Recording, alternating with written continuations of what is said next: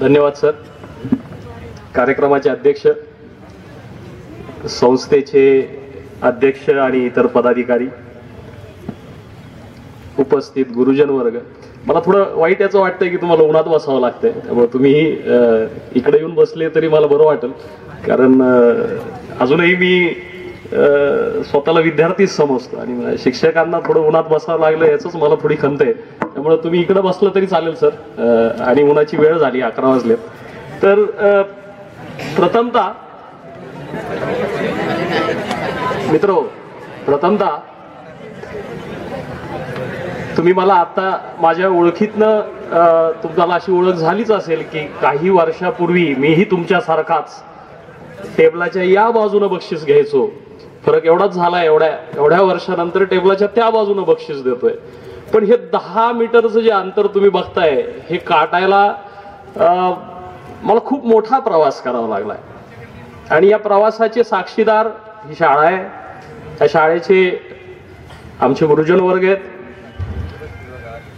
आणि माझे आई वडील ज्यांना मी इथं बोलवलं तेही या प्रवासाचे साक्षीदार आहेत. पण हा प्रवास सोपा होता का?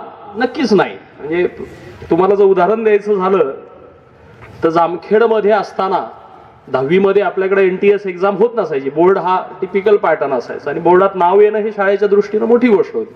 पण त्यावेळी मी म्हटलं नाही, बोर्ड हे स्टेट लेवल आहे, NTS नॅशनल लेवल आहे. मी NTSच्या प्रिपरेशनला भर दिला. 12वीत असताना IITला प्रिपरेशनवर फोकस केला. जामखेडमधनं फार बोटावर मोजणारी मुलं शासकीय अभियांत्रिकी महाविद्यालयात माझ्या आधी गेलेली, त्या बोटावर मोजणाऱ्या विद्यार्थ्यांपैकी मी एक होतो.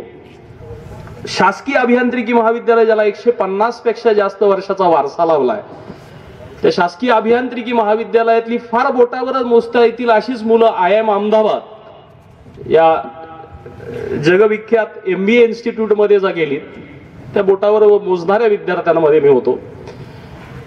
IIM अहमदाबाद मधनं देशा परदेशात मोठमोठ्या कंपन्यात काम करणारी लोक खूप आहेत, पण त्यातल्या बोटावरच मोजता येतील अशा लोकांनी काहीतरी स्वतःच करण्याचा निश्चय केला आणि त्यातल्या काही बोटावर मोजता येणाऱ्या लोकांमध्ये मी एक आहे. मग हा प्रवास ज्यावेळेस मी बघतो मागं वळून, तो कुठंतरी तुमच्यासारखाच एक विद्यार्थी म्हणून सुरू झालेला, तुमच्यासारखा प्रत्येक बक्षिसाला तेवढ्याच उत्साहानं बघणाऱ्या आणि त्याच्यातनं शिकणाऱ्या असाच कुठंतरी हा प्रवास होता. माझ्या भाषणातल्या संदेशात जाण्यापूर्वी मला काही चांगल्या गोष्टी आज जाणवल्या, त्याची मी नोंद आधी घेऊ इच्छितो. कारण आपण सहसा चांगल्या गोष्टींचं कौतुक करत नाही, पण या संस्थेचा माजी विद्यार्थी म्हणून मला काही चांगल्या गोष्टींच्या आधी नमूद करावीशी वाटते. पहिली गोष्ट म्हणजे ॲज अ विद्यार्थी मला बक्षिसाची संख्या वाढल्याचं बरं वाटलं. आता त्यात रक्कम वाढली आहे का हा मुद्दा गौण आहे, पण संख्या वाढली हे महत्वाचं काय? कुणाला निबंधात, कुणाला चित्रकलेत, कुणाला खेळामध्ये कुठं ना कुठं त्याच्या केलेल्या कामाची पावती मिळाली पाहिजे आणि ती आज मिळते हे बघून मला याचा माझी विद्यार्थी म्हणून आनंद झाला. त्याच दृष्टिकोनातून आणखी एक प्रयत्न म्हणून ती पोस्टर मेकिंग कॉम्पिटिशन आम्ही ठेवली होती आणि त्यातही मुलांनी चांगले पोस्टर्स बनवले. दुसरी महत्वाची गोष्ट म्हणजे मला विद्यार्थ्यांनी इतका शिक्षक हाही घटक फार महत्वाचा वाटतो. कुठल्याही शाळेच्या दृष्टीनं हा तितकाच महत्वाचा घटक आहे आणि आज इथं शिक्षकांना पारितोषिक दिलं जात आहे हे पाहून मला आणखी आनंद झालाय. कारण माझ्या भाषणातलाच एक मुद्दा असा होता संस्थेसाठी की सर शिक्षकांना पारितोषिक ठेवलं पाहिजे. हे मी म्हणायच्या आतच अडसूळ सरांना ज्यावेळेस पारितोषिक दिलं गेलं त्यावेळेस मला वाटतं चला शाळा आपल्या एक पाऊल पुढे विचार करते. मी आणखी एक सजेशन सरांना घेऊन आलो होतो की सर आपण करिअर सेल सेटअप करूयात. सर त्याच्याही पुढे एक स्टेप जाऊन म्हटले सर ऋषिकेश करिअर सेल नाही, आपल्याला शाळाच डिजिटल बनवायची. म्हणजे ज्यावेळेस विद्यार्थी एवढा पुढे जातो आणि काहीतरी करण्याची इच्छा ठेवतो आणि शाळा त्याचे एक पाऊल पुढे असते हे पाहून मला नक्कीच आनंद झाला. आणि दुसरी गोष्ट म्हणजे विद्यार्थ्यांची एक प्रगती ज्यावेळेस मी बघतो की मुलींमध्ये बक्षिसाचं प्रमाण चांगलं आहे, मुलंही वेगवेगळ्या क्षेत्रात बक्षिसं मिळवत आहेत हे पाहून मला नक्कीच आनंद झालाय. आता या कार्यक्रमाचा प्रमुख पाहुणे म्हणून माझ्यावरची जबाबदारी आहे की तुम्हाला संदेश देण्याची. तेवढी सोपी नाहीये, कारण हे 10 मिनिटाचं भाषण मला माहिती आहे तुम्ही जाऊन विसराल, परत व्हॉट्सअप इंटरनेटच्या जाळ्यात कुठेतरी हरून जाल. म्हणून मी तुमच्यासाठी एक 10 मुद्द्यांचा संदेश, त्यातले 9 विद्यार्थ्यांसाठी आणि 1 शिक्षकांसाठी, असा एक 10 मुद्द्याचा संदेश तुमच्यासाठी आज घेऊन आलोय. त्यातले किती तुमच्या लक्षात राहतील आणि त्यातल्या किती गोष्टींचं तुम्ही अनुकरण करू शकाल ते आता येणारा काळ सांगेल. पहिली गोष्ट म्हणजे मी माझा प्रवास सांगितला, एक अभिमान म्हणून सांगितला. आणि एक दुसरी महत्वाची गोष्ट या सांगण्याचं कारण असं आहे की माझी ओळख करून दिल्यानंतर किंवा मी काय केलं हे ऐकल्यानंतर विद्यार्थ्यांमध्ये एक समज होतो की हा मुलगा काहीतरी एक्स्ट्रा ऑर्डिनरी स्टुडंट असेल, म्हणजे हा जन्मताच असा जन्मला असेल, या 1ली ते 4थी अभ्यासच करत असेल. पण मी तुम्हाला पहिली महत्वाची गोष्ट सांगू इच्छितो, I was an ordinary student. माझ्या कुठल्याही शिक्षकांना तुम्ही विचारा ज्यांची 20-20 वर्ष, माझ्या वडिलांनाही विचारा ज्यांची एक रिटायर झालेत, की तुम्हाला आतापर्यंत लाना हाऊसिंग मध्ये जे 5 विद्यार्थी खूप हुशार सापडले त्यांची नावं यादी करा, त्यांना असे आठवतील. त्या 5 मध्ये मी नसेल, ठीक आहे. पण इथल्या कुठल्याही शिक्षकाला, इव्हन पीटीच्या विचारा, ड्रॉइंगच्या विचारा, की तुमच्या मध्ये या शाळेतल्या 5 कष्टाळू विद्यार्थ्यांची नावं सांगा, पहिला क्रमांक माझा असेल. कारण मी जरी ऑर्डिनरी स्टुडंट होतो तरी माझे ड्रीम्स ऑर्डिनरी नव्हते. I was always extra ordinary. तुम्हाला उदाहरण दिलं मी की जामखेड सारख्या ठिकाणी आम्ही NTSC ही एक्झाम पहिल्यांदा ऐकली होती.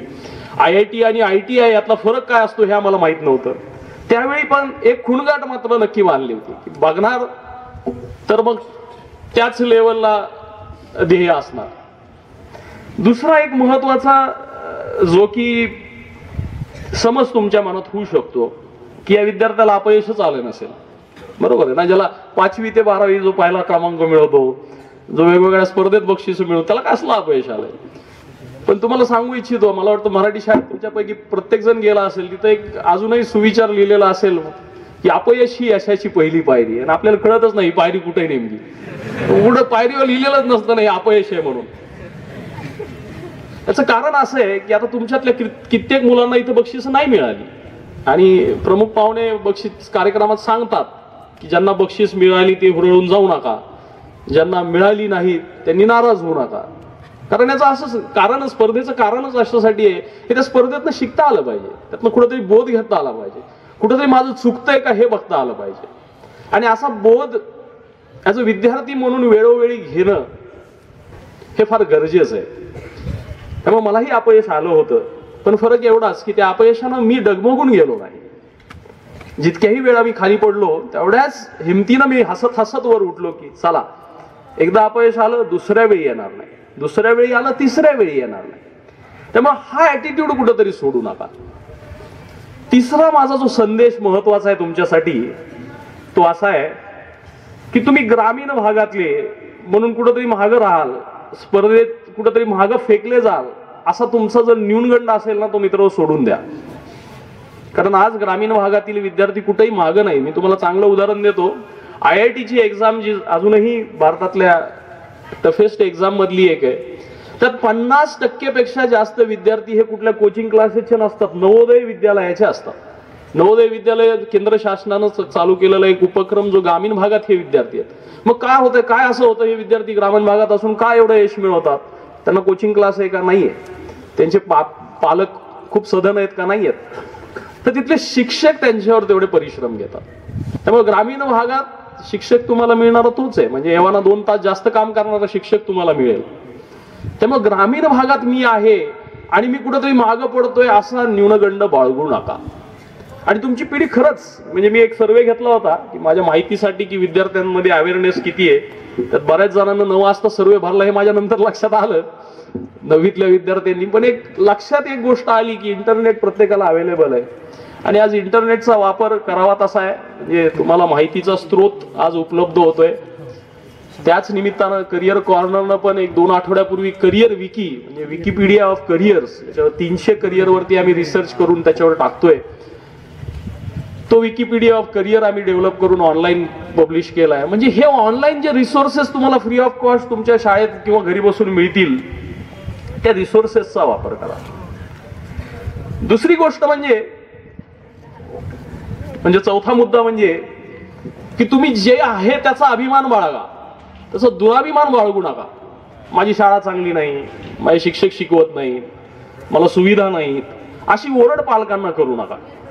मी 10वी पर्यंत इथं होतो, मला 11वी 12वीला बऱ्याच जणांनी सल्ला दिला, ऋषिकेश तू पुण्यात लातूर सारख्या ठिकाणी जाऊन शिक्षण घेतलं पाहिजे. मी म्हटलं नाही, माझ्या शिक्षकांवर माझा तितकाच विश्वास आहे जितका माझ्यावर आहे. मग मी 11वी 12वीला बाहेर का जायचं? आज माझ्याकडे बरेच जामखेडचे विद्यार्थी येतात, सर पुण्यासारख्या ठिकाणी शिकायचंय. अरे पण तुला शिकायचंय तर मग तुला जामखेड सारख्या ठिकाणी कुणी अडवलेलं नाहीये. आणि आजकाल मी तुम्हाला सांगतो विद्यार्थी मित्र, माहितीच्या युगामध्ये आणि तुमच्याकडे ज्या साधन सुविधा आहेत त्यात तर तुम्ही खूप काही करू शकता. म्हणजे माझ्या 10वी 12वीचे दिवस मला ज्यावेळेस आठवतात, ज्यावेळेस माझा पेनापेक्षा मेणबत्तीवरती खर्च जास्त झाला होता, कारण जामखेडमध्ये 12-12 तास लोड शेअरिंग असायचं. तर त्या मानाने तुम्ही भाग्यवान आहेत, अभ्यास करायला जागा आहे तुम्हाला. तर या गोष्टीचा अभिमान बाळगा, आणि हा अभिमान तात्पुरता नसावा. आता माझं एक उदाहरण सांगतो. मी जामखेड नंतर जिथेही गेलो त्यावेळेस ओळख सांगताना गाव कधी पण जामखेड सांगायचो. आता लोकांना माहित नसायचं. इंजिनिअरिंग कॉलेजला असताना महाराष्ट्रातनं विद्यार्थी येतात, मग ते नेवासाचं असेल तर कुठलाही मी नगरचा आहे, नाशिक जिल्ह्यात देवळालीचा असेल तर मी नाशिकचा आहे असं सांगायचे. मी जामखेड या नगर जिल्ह्यातल्या एका गावाचा आहे असं सांगायचो. म्हणजे लोकांना काय वाटायचं, मी कसं सांगावं मी गावाकडचं आहे म्हणून. पण तो अभिमान कुठंतरी असणं गरजेचं आहे. मग त्याच सवयीनं मी ज्यावेळेस IIM अहमदाबादच्या इंटरव्ह्यूला गेलो, समोर 5 लोकांचं पॅनल बसलेलं. त्यांनी विचारलं, ऋषिकेश तू कुठला आहेस, where are you from? Small town call Jamkhed in Ahmednagar district. लगेच मला पुढचा प्रश्न आला, ऋषिकेश जामखेड कशासाठी प्रसिद्ध आहे? आता तुम्हाला माहितीये बाहेर 4 चौकात जामखेड कशासाठी प्रसिद्ध आहे आपल्या सर्वांना आपण जाणतो. तर मी थोडं हबकलो, म्हटलं जामखेड कशाच्या बाबतीत प्रसिद्ध आहे, आता यांना काय सांगावं. तर मी थोडा कानोसा घेतला, म्हटलं सर नेमकं कुठल्या क्षेत्राबद्दल बोलताय?